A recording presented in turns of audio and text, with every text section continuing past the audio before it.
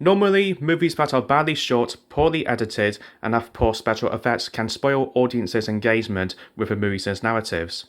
The modern film industry these days, with their high technical standards, absolutely frown upon any movie being made which has cheap technical values. Of course, having high technical values doesn't automatically mean you have a great movie. We have seen more than enough examples of big budget modern movies that are so poor in terms of story and characters that really those aspects are just as important, perhaps more so. Movies like Clerks and Night of the Living Dead are very cheaply made technically, but these movies have got what really matter: good stories, good characters, good acting, and so on. That's the main reason why they have become classics. The same is also true with a very old movie starring Stan Laurel and Oliver Hardy. Some of these movies are nearly 100 years old now, but still today, in spite of their technical flaws which are frequently quite severe upon close examination, these movies are still engaging to watch. The talents of Stan Laurel and Oliver Hardy are no doubt the central appeal of their movies, and upon close inspection, the craftsmanship of their brand of comedy is very well thought out. However, upon rewatching them for making future detailed studies of their movies, one of the most fascinating revelations about these movies is how their filmmaking style and techniques, shoddy as they are, somehow seem to naturally complement Laurel and Hardy's brand of comedy. It can be said that these poor filmmaking techniques themselves have actually played a role in their movies that helped make them still effective for modern audiences today in retrospect. That's right, even in the modern age of slick and smooth high technical standards of filmmaking techniques, these movies still hold up partly because of its technical flaws. It's not always the case. There are some genuinely problematic pieces of filmmaking in their movies here and there, and the production histories of their movies show that some of the poor editing and effects were because of budget issues and rushed retakes. Nevertheless, this video is going to prove that technical limitations in filmmaking have their uses when these limitations are consistent with a viewing experience, and achieves desired audience responses in ways that high technical standards cannot. Lots of famous movies and TV shows of the past featured directorial and technical values that sometimes were considered up to standard at the time, only for these aspects to be perceived with disbelief and amusement as time goes by, rendering some of them as having unintended comedy value, and that's not a bad thing. With Laurel and Hardy though, they and the filmmakers knew that their movies were technically limited even when they made their movies. Mr. Laurel says that after viewing the situation from all sides, he is thoroughly reconciled to the fact that the moving picture industry is still in its infancy. In other words, the filmmakers knew that the film medium itself was going to improve a lot in the years to come that will render their own movies as relics of the past. The movie industry had already seen that kind of effect anyway with the introduction of the synchronized sound technology in movies in the late 1920s, and how famous stars of the silent era suddenly had their flourishing careers finished because they failed to make the transition to the fair new sound era of filmmaking. Another joke about the technical limitations of filmmaking is shown in their short film Another Fine Mess. James Finlayson steps into a vehicle that is marked with the words yellow cab, taxis in America normally being yellow coloured, and yes, we are unable to see the yellow colours in this black and white film. However, a moment later, the servant's character steps into another cab that is entitled Black and White Cab.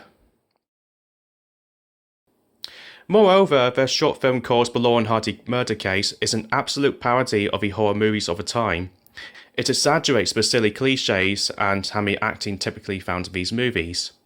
Actually, some of the things we see here aren't far off from what was seen in the actual horror movies of the time. This is the room where the old man was murdered. The ending sequence features this moment, which had me and my mother laughing our heads off when we first watched it.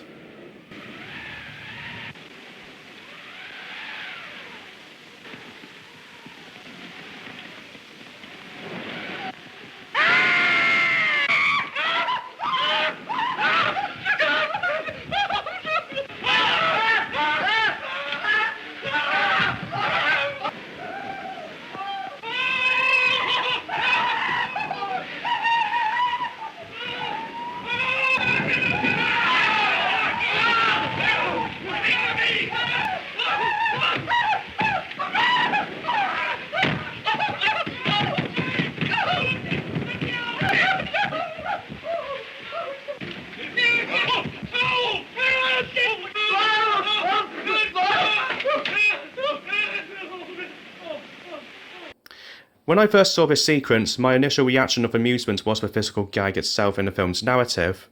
But even on that first viewing, I also wondered if the obviously cardboard nature of a bat prop is a deliberate joke in itself. I vividly remember me and my mother giggling big time when that bat plops on the bed and slides underneath the sheet in a clearly unrealistic manner. We could just say that this cardboard bat is placed on screen because of budget limitations, and yes, it could be.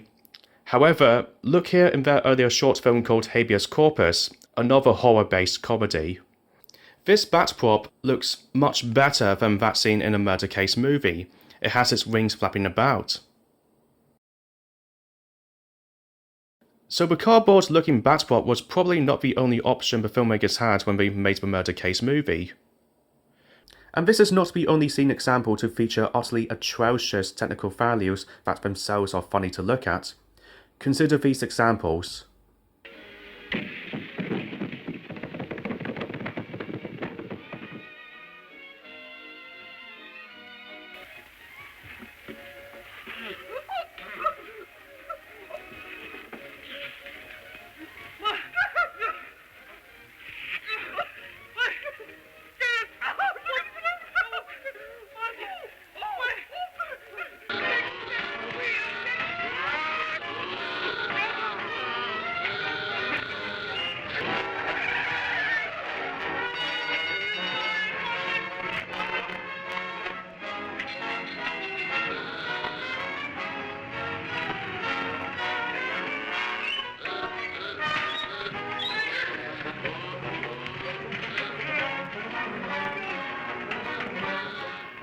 In fact, regarding the last example, producer Hal Roach has admitted in one interview that this moment of crappy rear spring projection effect was intended to be a gag in itself.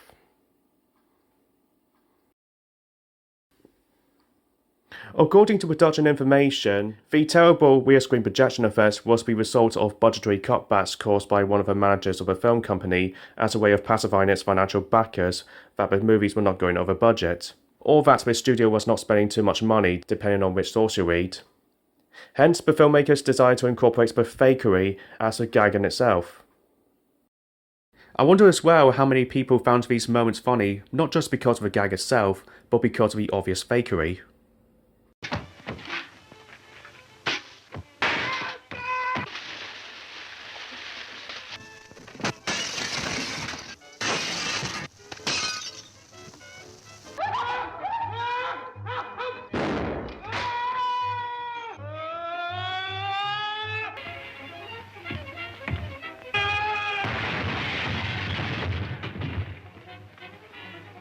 The Laurel and Hardy movies are products of their time, and they are purposely happy to show themselves as such.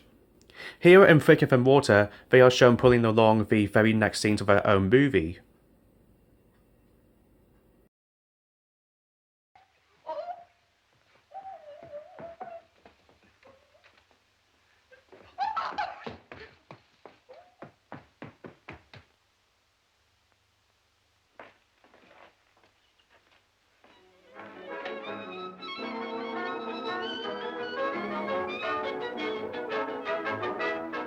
It is very arguable that the filmmakers intentionally incorporated the most technically atrocious elements on screen for additional comedic effect, to make jokes or be flaws of the filmmaking process itself on top of the actual gags.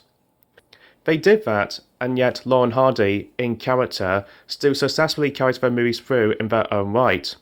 And because of their open acknowledgement of the artificial nature of their movies, hence their classic trademark of them breaking the fourth wall, their movies have managed to maintain their integrity, as if the technical flaws are a natural part of the Laurel and Hardy movie experience. That is a marvellous, genius stroke for them to do back in the early 1930s, and they came out way before the likes of Monty Python came along and all the other movie and TV show examples which openly poke fun of the film medium. Laurel and Hardy were the pioneers of the cinematic concept back when movies started talking.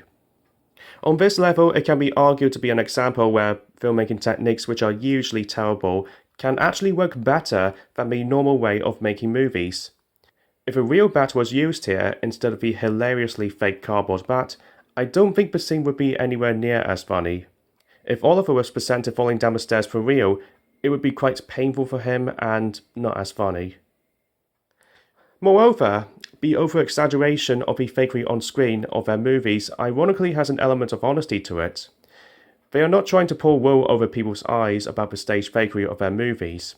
How could they, given the quite severe technical limitations back in the day? They just wanted to make movies that make people laugh, and they absolutely delivered on that level. This is also true of their general craft. When they are not mocking their own filmmaking limitations and just make movies, their short films and feature films really gel together. The general playful style of Laurel and Hardy's movies are more akin to kids' cartoons or stage pantomimes, which no doubt gave their movies a lot of narrative and technical liberties of how they are conceived and shot. It's a similar principle to that of The Wizard of Oz, of which its visual style is very much like a glorified stage pantomime. That movie is still being played today on TV, and we still enjoy it because we are forgiving of its stage pantomime appearance. Audiences know The Wizard of Oz is not pretending to be Lord of the Rings or anything like that. The Wizard of Oz only aimed at providing family entertainment with ambitious set pieces and some funny lovable characters, and it does a superb job at that. Anyway, carrying on with Laurel and Hardy, regarding the cartoon pantomime aesthetics, there are a few good examples of how shoddy cartoon animations are used. In Bonnie, Scotland, the swarms of stinging bees are represented as animated black dots. In other words, the bees are animated characters. Sure, the filmmakers don't want the cast to be attacked by real bees, but these dots were deliberately exaggerated, looking much bigger than actual bees and certainly much more visually definable on screen, especially in the wider shots. I don't think realistic CGI effects would achieve that effect. Compare these shots to this video clip where it is much harder to see the actual bees attacking the person.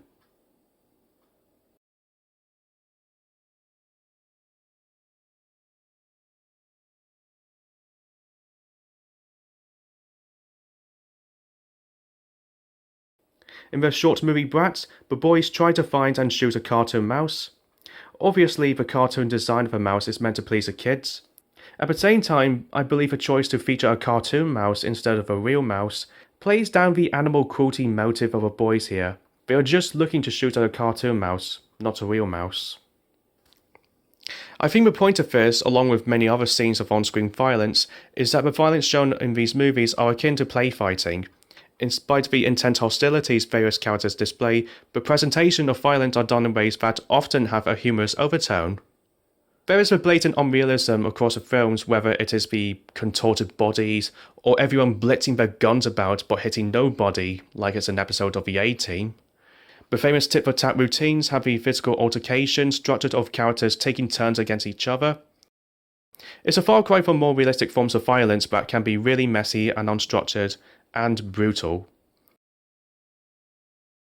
Based on this point, the cartoon animation of the mouse I believe is a more suitable choice, and I don't think a more realistic looking CGI depiction of a mouse would work as well aesthetically for that reason. In Hogwild, the white lines drawn on screen to represent electric shock are incredibly crude, and they are probably worse than a basic computer squiggle on Photoshop. But like with many on-screen representations of electric shocks in the past and in modern times, this visual effect is exaggerated for on-screen dramatic effect. And it's shown very quickly, so it sort of got away with showing it itself. Same thing with this lightning effect in Sons of the Desert, which comes off like actual lightning. The black and white format, although it was a technical limitation back in early cinema history, many movies that came since illustrate that the black and white colour scheme can be a visual style upon itself. Black and white visuals certainly help to accentuate visual darkness and allow for some evocative stark lighting effects that movies shot in colour wouldn't achieve with as much effect. For me, one of the reasons why the original black and white Night of the Living Dead movie is still the best of its series is because it is the most visually dark of the series, very fitting for its morbid storyline. Conversely, the black and white format also created a visual separation from our own lives, allowing us to feel a little bit disassociated from Laurel and Hardy's troubles and anxieties. And I believe this makes some of the emotionally tense scenes of the movies more easier to emotionally handle, particularly for kids. Here in Thicker Than Water, Laurel and Hardy undergo a blood transfusion procedure, the blood being black-coloured instead of deep red. As a comparative example, Hitchcock's Psycho from 1960 was revolutionary for its day because of its increased level of on-screen violence, and it was deliberately shot in black and white in order to tone down the blood shown on screen. If the blood was shown in colour, the censors would not have allowed the film to have been released. The filming and editing of the Laurel and Hardy movies are a mixed bag in terms of quality.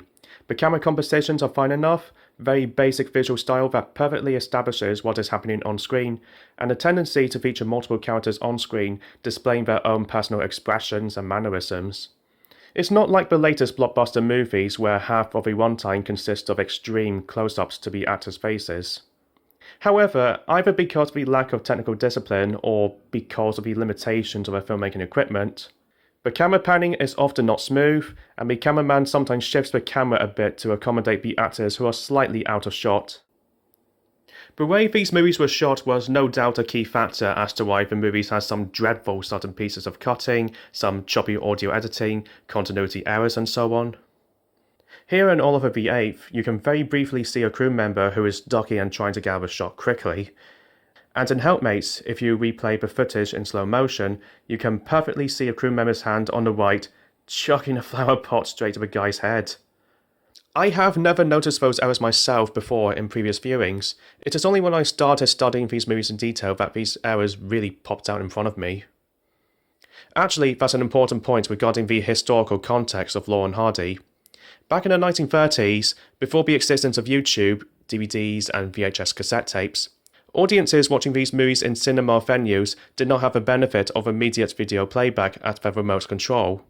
These movies were shown from beginning to end, so this gave filmmakers a bit more leeway for getting away with some continuity errors. There are moments where objects take much longer to fall on someone's head than they would in real life. Note the precision of the flower tin in relation to the architrave of the door on the right.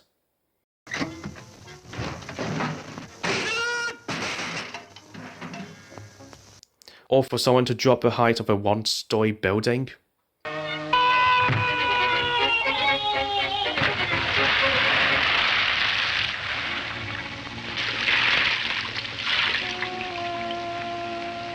These shots are edited in very quick succession to not make these discrepancies easily noticeable on a casual viewing.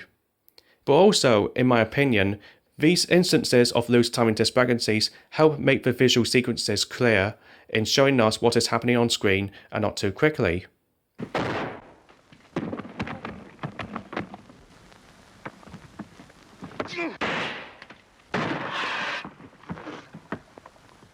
At the same time, the errors could also be down to the editors tightening the pacing so that these short movies meet the running time limit of 2 reels or 3 reels of film back in the 1930s. Each film reel having a storage capacity up to 10 minutes worth of film. In other words, Laurel and Hardy's short movies were limited to being either 20 minutes long or 30 minutes long at most, but can't go in between or slightly longer because the playback technology was that limited. That was how film studios used to present their movies. In the process, though, that sometimes does help in moving the narratives of their movies forward at a more efficient pace, even if it results in some jarring pieces of editing. There are instances where footage has been sped up to accentuate the physical action on screen. Get wicked!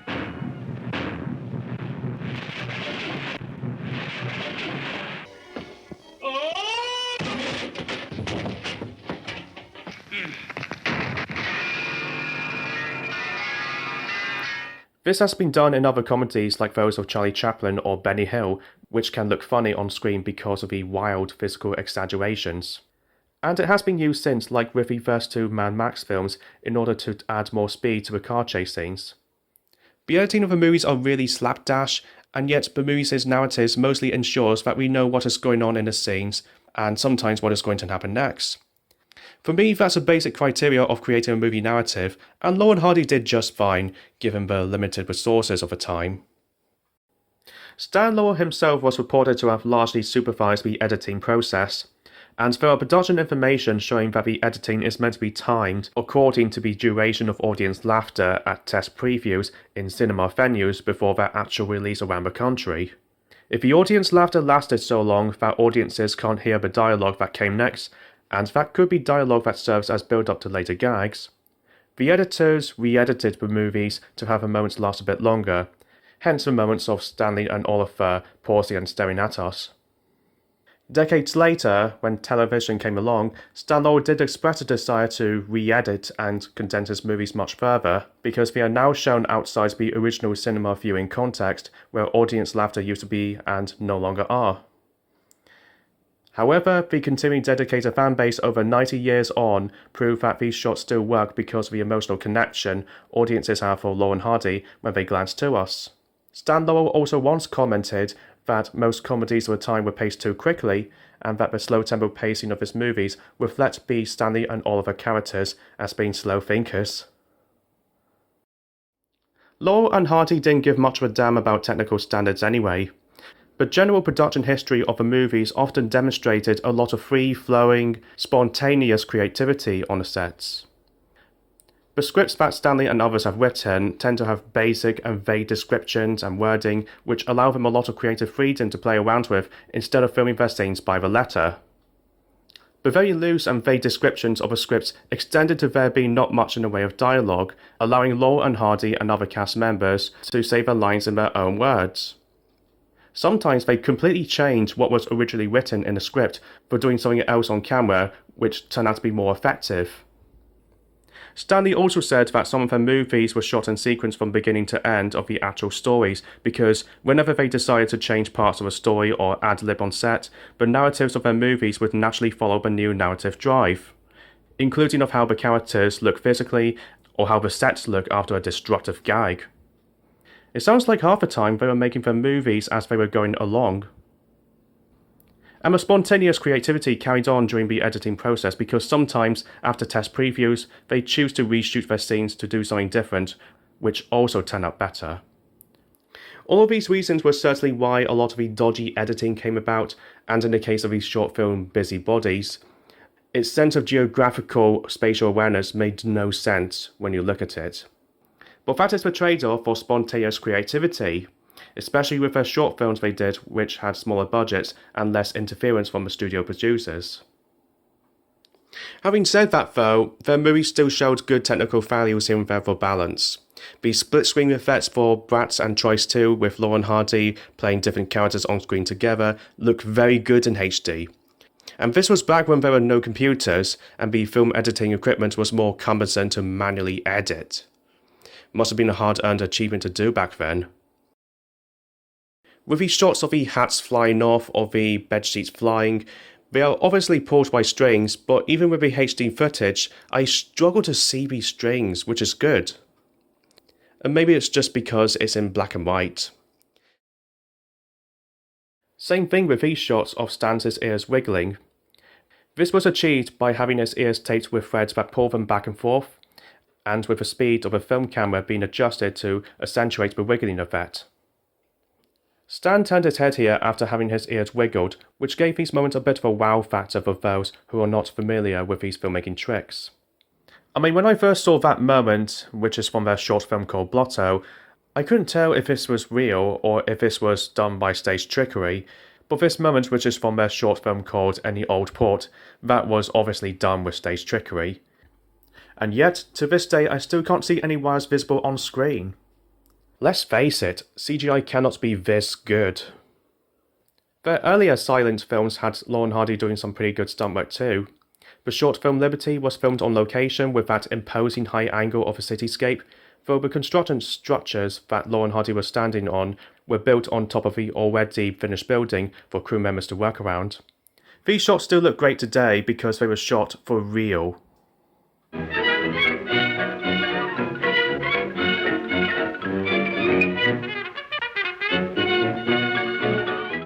And in another silent film called Wrong Again, Oliver Hardy is made to be underneath a dodgy piano that itself is stood on by a real horse. Oof. I can imagine there is some kind of artificial leverage off screen, but that looks pretty dangerous. Can you imagine this being done today with all the health and safety rules in the movie industry has since? Top marks to the horse as well for being this patient. In retrospect, the Laurel and Hardy movies are snapshots of cinema history. Because of how technically limited the cinema medium was back in the past, audiences past and present are forgiving of the very patchy filmmaking style older movies usually have. But if a Laurel and Hardy movie was made today with high technical standards, I don't believe they would achieve the same magical result they had back in the 1930s when they were just mucking around with ideas on the fly.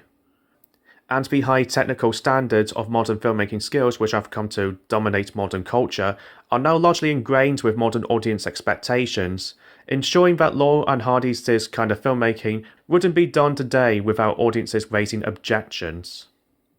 For me, this is one of the most poignant aspects of the movies. It seems that the movies were able to succeed and thrive only within the historical and cultural context of the 1930s. But Laurel and Hardy movies have effectively created a filmmaking style that is unique to them, to a point that the technical limitations are a natural part of the movies. They are part of its character. At the same time, as I mentioned, the high quality acting and scripting of the characters are just as essential, no matter how cheap or expensive a movie project is, and no matter which decade or era movies are made. You've got to have good actors, believable and likeable characters, interesting themes and situations, and perhaps a good supporting cast. Laurel and Hardy has all of these, which, combined with the technical comedy nature of their movies, has ensured that they still stand the test of time. Along with many other lesser-known classic movies and TV shows, Laurel and Hardy has not yet completely faded away from public awareness, but their movies are largely kept alive through word of mouth as new parents show their kids these movies. If this tradition continues, then it's possible that they will still be fondly watched and talked about for another 100 years down the line.